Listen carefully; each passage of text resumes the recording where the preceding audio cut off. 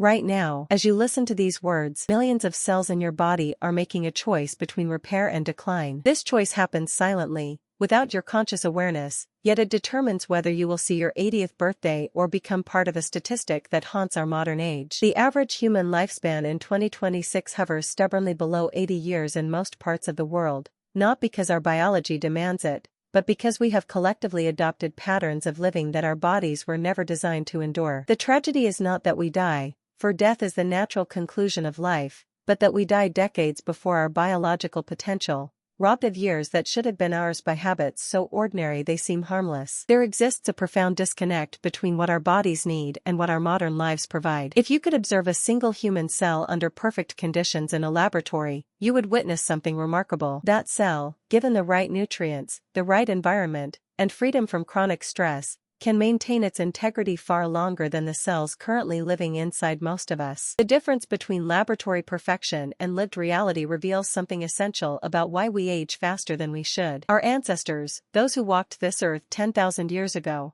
possessed the same fundamental biology we carry today. Their DNA, their cellular machinery, their capacity for repair and regeneration was virtually identical to ours. Yet they faced threats we can scarcely imagine, predators and infections and injuries that could end life in moments. Evolution shaped our bodies to survive those acute dangers, to heal rapidly from wounds, to mount fierce immune responses against invaders. What evolution did not prepare us for was the chronic, relentless nature of modern harm.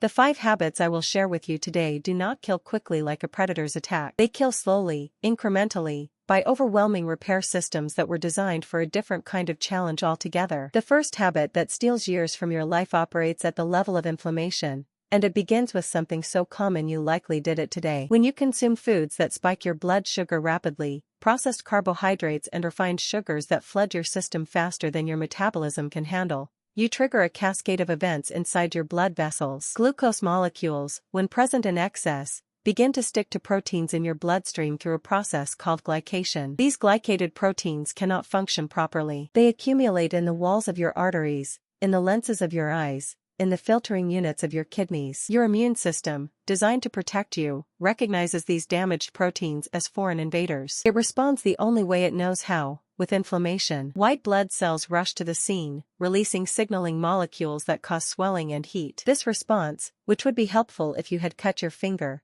becomes destructive when it never stops. Day after day, meal after meal, the inflammation continues. Your arteries begin to stiffen. Plaques form where white blood cells die and accumulate. The smooth flow of blood becomes turbulent, and your heart must work harder to push blood through increasingly resistant vessels. This is not a disease in the traditional sense. It is a biological response to an environment your body was not built to handle. A human being 200 years ago might experience these glucose spikes occasionally, perhaps when finding a beehive full of honey or during harvest season when fruits were abundant. But those were rare events in a life otherwise characterized by stable blood sugar. Today, the average person creates these spikes multiple times per day. Breakfast cereals, sweetened beverages, white bread, pastries, the very foods we consider normal and acceptable create metabolic chaos that our bodies interpret as an ongoing emergency. The solution is not complicated, though it requires a fundamental shift in how we think about eating. Every meal should be constructed to release energy slowly. Fiber becomes your ally, slowing the absorption of sugars. Proteins and healthy fats provide satisfaction without the spike. Whole foods, those that look similar to how they appeared in nature, contain the balance of nutrients that allows your metabolism to function as it evolved to function. When you eat this way consistently, something remarkable happens. The inflammation begins to quiet. Your arteries start to heal. The biological age of your cardiovascular system, which may have been racing ahead of your chronological age, begins to slow its advance or even reverse. The second habit concerns movement, or rather, the profound lack of it that characterizes modern human existence. Your body contains approximately 640 muscles, each one a sophisticated biological machine capable of contraction and relaxation, of generating force and enabling motion. These muscles are not merely for movement. They are endocrine organs, releasing beneficial molecules into your bloodstream when they contract. They are metabolic furnaces, consuming glucose and fatty acids and keeping your energy systems balanced. They are structural supports, protecting your joints and bones from the forces of gravity and impact. When you spend most of your waking hours seated, when your muscles remain largely inactive for days and weeks and years, they begin to atrophy. This atrophy is not merely cosmetic, a loss of strength or size. It represents a fundamental breakdown in your metabolic health. Inactive muscles become resistant to insulin, unable to absorb glucose efficiently from your bloodstream. This resistance forces your pancreas to produce more insulin to achieve the same effect, and over time, this organ begins to fatigue. The path toward metabolic disease becomes almost inevitable. But there is something even more insidious about prolonged sitting. Your largest muscles, those in your legs and hips and core, contain millions of mitochondria, the tiny power plants that produce energy for your cells. These mitochondria respond to demand. When you use your muscles regularly, moving with purpose and intensity, your cells sense the need for more energy production and create new mitochondria. When you remain sedentary, the opposite occurs. Mitochondria that are not needed begin to die off, and your capacity for energy production declines. This creates a vicious cycle. As your mitochondrial density decreases, you feel more fatigued. The fatigue makes movement feel harder, less appealing. You move even less, and more mitochondria disappear. Meanwhile, your cardiovascular system, which relies on regular demand to maintain the flexibility and responsiveness of your blood vessels, begins to stiffen. Your heart, a muscle like any other, becomes less efficient. Your bones, which strengthen in response to mechanical stress, begin to lose density. The human body was designed for regular movement throughout the day. Our ancestors walked miles daily, climbed, lifted, carried, ran when necessary. They did not exercise in our modern sense. They simply lived in a way that required constant physical engagement with their environment. We cannot return to that lifestyle, but we can honor its wisdom. Movement does not need to be complicated or require equipment. What matters is consistency and variety. Walking with purpose, using your legs to climb stairs instead of riding elevators, carrying objects that challenge your strength. These simple acts send powerful signals to your biology that you intend to remain capable and alive. The third habit involves something you do every night, or rather, something you fail to do adequately. Sleep is not a pause in living. It is an active state during which your body performs essential maintenance that cannot occur while you are awake. During deep sleep, your brain activates a waste clearance system, a network of channels that flush out metabolic debris and proteins that accumulate during waking hours. Among these proteins is beta-amyloid, the substance that aggregates in the brains of people with Alzheimer's disease. When you consistently deprive yourself of adequate deep sleep, this clearance system cannot complete its work. Your immune system, too, relies on sleep for proper function. During sleep, particularly in the hours before midnight, your body produces and distributes immune cells and signaling molecules that patrol for infections and abnormal cells. People who sleep less than 6 hours per night consistently show weakened immune responses and higher rates of illness. More troubling, they show increased markers of inflammation, the same chronic inflammation that damages your cardiovascular system and accelerates aging. The modern world has declared war on sleep through artificial light and constant stimulation and the glorification of exhaustion as a sign of productivity. We have forgotten that sleep is not negotiable. It is as essential as food and water. When you stay awake late into the night, staring at screens that emit blue wavelengths of light, you suppress the production of melatonin, the hormone that signals your body that darkness has fallen and rest should begin. Your circadian rhythm, the ancient biological clock that synchronizes your physiology with the rotation of the earth, becomes confused. This confusion has consequences far beyond feeling tired. Your metabolism becomes dysregulated, with hormones that control hunger and satiety falling out of balance. People who are chronically sleep-deprived tend to crave calorie-dense foods and struggle to feel satisfied after eating.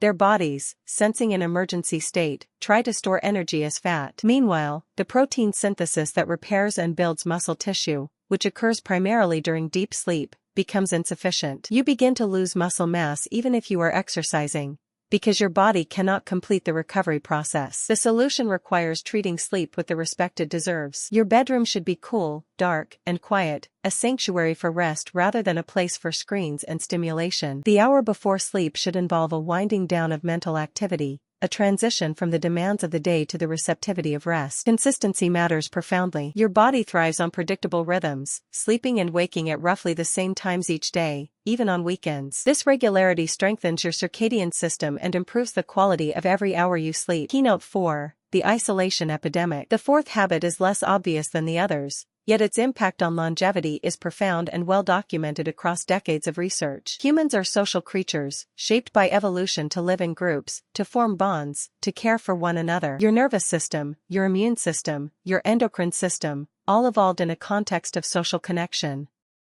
When you experience chronic loneliness or social isolation, when you lack meaningful relationships and regular positive interactions with others, your biology interprets this as a danger signal. Studies following thousands of people over decades have found that social isolation increases mortality risk by margins comparable to smoking. The mechanisms are complex and interconnected. Lonely individuals show elevated levels of cortisol, the stress hormone, which over time suppresses immune function and promotes inflammation. They experience disrupted sleep patterns, even when they spend adequate time in bed, because the quality of that sleep suffers under the burden of social stress. Their cardiovascular systems show signs of increased strain, with higher blood pressure and reduced heart rate variability. There is something deeply sad about this finding, because it reveals that we need each other not just for emotional fulfillment but for basic biological health. The warmth of genuine friendship, the sense of being understood and valued, the experience of caring for someone else, these are not luxuries. They are necessities that operate at the level of your cells and organs. When you invest time in relationships, when you prioritize connection over convenience or productivity, you are not being sentimental. You are engaging in a form of preventive medicine as powerful as any pharmaceutical intervention. Modern life, with its emphasis on individual achievement and its replacement of face-to-face interaction with digital communication,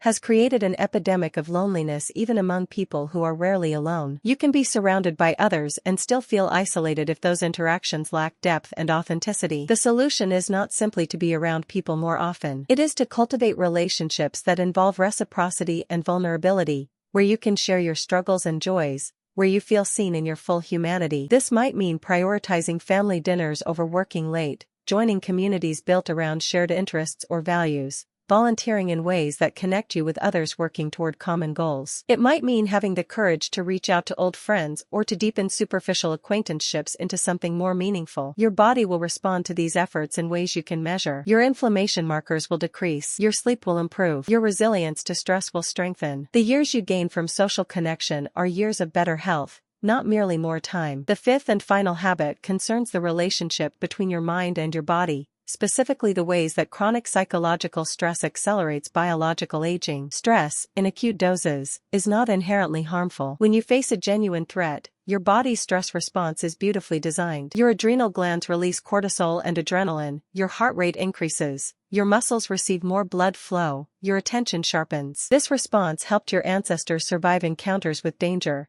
and it still serves you in moments of true emergency. The problem emerges when this system never turns off. When you perceive threats everywhere, in your inbox and your bank account and your social media feed and your news consumption, your body cannot distinguish between a charging predator and a difficult email. It responds the same way, with the same cascade of stress hormones. Over time, this chronic activation wreaks havoc on nearly every system in your body. Your immune system becomes dysregulated, overreacting to minor triggers while becoming less effective against genuine threats. Your digestive system suffers, because blood flow is diverted away from digestion during stress responses. Your telomeres, the protective caps on the ends of your chromosomes that shorten with age, erode faster under chronic stress. Perhaps most importantly, chronic stress affects your brain in ways that become self-perpetuating. The hippocampus, a region crucial for memory and emotional regulation, actually shrinks under prolonged stress. Meanwhile, the amygdala, your brain's fear center, becomes enlarged and hyperactive. This means you become both less capable of managing stress effectively and more likely to perceive ordinary situations as threatening. The cycle deepens unless consciously interrupted. The interruption requires recognizing that not every problem demands immediate action or emotional investment. It requires building practices into your daily life that activate your parasympathetic nervous system, the rest and digest system that counterbalances stress. Deep breathing exercises, meditation, time in nature, creative activities that absorb your attention. These are not indulgences. They are biological necessities that protect your health at the cellular level. There is wisdom in learning to distinguish between problems you can solve and situations you must accept. Much of modern stress comes from trying to control what cannot be controlled or catastrophizing about possibilities that may never occur. When you can observe your thoughts without being consumed by them, when you can acknowledge difficulty without letting it dominate your physiology, you reclaim years of life. Your body, sensing safety instead of constant threat, can redirect energy toward maintenance and repair instead of emergency response. These 5 habits, eating in ways that create metabolic chaos, remaining sedentary, neglecting sleep, isolating yourself from meaningful connection, and drowning in chronic stress, they form a constellation of behaviors that have become normalized in modern life. Each one individually would shorten your lifespan. Together, they create a nearly perfect storm of biological degradation that makes death before 80 not just likely but almost predictable. Yet nothing about these habits is inevitable. They are choices, often unconscious choices shaped by a culture that prioritizes convenience and productivity over health and longevity, but choices nonetheless. And choices can change. The beautiful truth about human biology is its remarkable capacity for healing when given the opportunity. Your cells are replacing themselves constantly. The artery damage from years of inflammation can begin to reverse when you change how you eat. The muscles that have atrophied can rebuild when you move regularly. The sleep debt can be repaid. The loneliness can be overcome. The stress response can be retrained. You stand at a crossroads that each of us faces every single day. One path leads toward the statistics, toward becoming another person who dies before reaching the lifespan your biology was capable of providing. The other path leads toward honoring the profound gift of your body, toward making choices that align with millions of years of evolution rather than fighting against them. The path toward longevity is not paved with expensive interventions or complicated protocols. It is built from simple, daily decisions that accumulate into years and decades of vitality. The question is not whether you will die, for we all will. The question is whether you will live fully for as long as your biology allows, whether you will reach your 80th birthday and beyond with a body that still serves you well, with a mind that remains sharp, with relationships that give meaning to your days. That outcome is within reach, but it demands that you stop these 5 habits immediately, not tomorrow or next week, but beginning now, with your very next choice. Your cells are listening. They are ready to repair and rebuild. They are waiting for you to create the conditions that allow them to do what they evolved to do, which is to keep you alive and well for far longer than modern statistics suggest is normal. The power has always been yours.